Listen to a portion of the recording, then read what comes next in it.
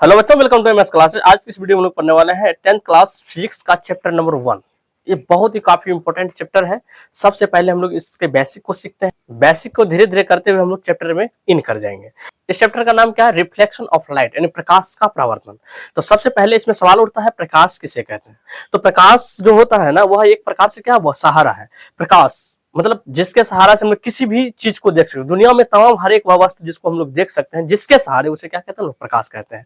तो इससे हम लोगों को समझ में यह आता है कि प्रकाश जो एक प्रकार से वो क्या है? कारक है। ठीक है, हम लोग कारक पढ़े हैं। कारक किसे कहते हैं? तो क्रिया की उत्पत्ति में जो सहायक, उसे क्या कहते हैं? हम लोग कारक कहते हैं।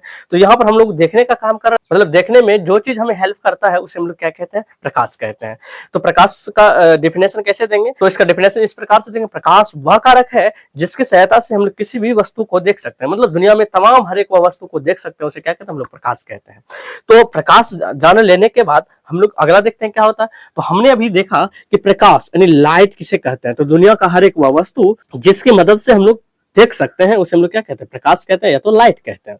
अब अगला सवाल आता है, प्रकाश स्रोत। मतलब ये प्रकाश आता कहां से है? मतलब जहां से प्रकाश निकल करके आ रही है, तो उस जगह को या तो उस चीज को हम लोग क्या कहते हैं? प्रकाश स्रोत कहते हैं। स्रोत मतलब होता है रास्ता। जैसे हो गया बिजली का बल्ब हो गया, ठीक है, लालटेन हो गया, मोमबत्ती हो गया, सन हो गया, ठीक है, इटीसी हम लोग बोल सकते हैं। तो आइए अब हम लोग देखते हैं। इतना जान लेने के बाद अब देखेंगे वस्तु के बारे में। तो वस्तु किसे कहते हैं? तो दुनिया में तमाम चीज क्या है? वस्तु है। अब ये वस्तु जो होता है, सवाल उठता है, ये वस्तु होता है कितने प्रकार का? ये दो प्रकार का होता है। कुछ ऐसे वस्तु है जिससे प्रकाश निकलता है, कुछ ऐसे वस्तु है जिससे प्रकाश नहीं निकलता है। तो जिससे प्रकाश निकलता है उसका एक नाम अलग दिया गया, जिससे प्रकाश नहीं निकल पाता उसका नाम अलग दे रखा है। तो जिससे प्रकाश निकलता है उसे हम लोग क्या कहते हैं? दीप्तमान कहते हैं वस्तु, और जिससे प्रकाश नहीं निकलता उसको क्या कहते हैं? अदीप्तमान वस्तु कहते हैं। जैसे हम लोग यहाँ पर लिख रखे हैं वस्तु। वस्तु तो हम लोग जान ले रखे हैं अभी यहाँ पर। और वस्तु के प्रकार की यदि बात की तो वस्तु जो है वो कितना प्रकार का होगा? वो दो प्रकार का होगा। किसके आधार पे हम लोग देख रहे हैं? तो लाइट के आधार पर, मतलब रोशनी निकलने के आधार पर। तो दीप्तमान वस्तु किसे कहेंगे? तो वैसे वस्तु जिससे प्रकाश उत्सर्जित होता है, जो प्रकाश निकलता हो, उसे क्या कहते हैं? हम लोग दीप्तमान वस्तु कहेंगे। और दीप्तमान किसे कहेंगे? तो मतलब जिससे प्रकाश नहीं निकलता उसे क्या कहेंगे? और दीप्तमान वस्तु कहेंगे। जैसे यहाँ पर हो गया, जैसे ले लीजिए बिजली का बल्ब ले लीजिए, ठीक है, और मोमबत्ती ले लीजिए, लालटेन लीजिए, ऐसे सब वस्तु से क्या होता है? प्रकाश निकलता है।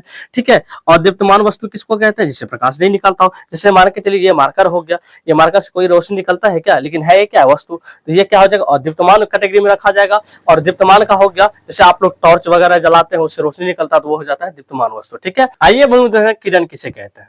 तो मतलब इसका परिभाषा ऐसे दे सकते हैं, जब प्रकाश की किरण एक सरल रेखा में जो गमन करता है उसे क्या कहते हैं? किरण कहते हैं। और अगला जो हम लोग पढ़ेंगे किरण पुंज के बारे में। तो किरण पुंज का जो हम लोग डिफिनेशन देंगे, इस प्रकार से लिखेंगे, जब बहुत सारा प्रकाश की किरण एक साथ गमन करता है उसे हम लोग क्या कहते हैं? किरण पुंज कहते हैं। अब हम लोग देखेंगे किरण पुंज कितने प्रकार का होता है। तो किरण पुंज होता है वो 3 प्रकार का होता है। आइए हम लोग यहाँ पर बना रखे हैं। हमने अभी किरण के बारे में, किरण पुंज के बारे में, ठीक है, मतलब बहुत सारा प्रकाश किरण एक साथ गमन करता है, या तो प्रकाश की किरण की समूह को क्या कहते हैं? किरण पुंज कहते हैं। यदि हम लोग किरण पुंज के प्रकार देखो तो ये कितने प्रकार का है? ये 3 प्रकार का होता है। एक होता है अपसारी किरण पुंज, दूसरा होता है समांतर किरण पुंज, और तीसरा हो जाता है अभिसारी किरण पुंज।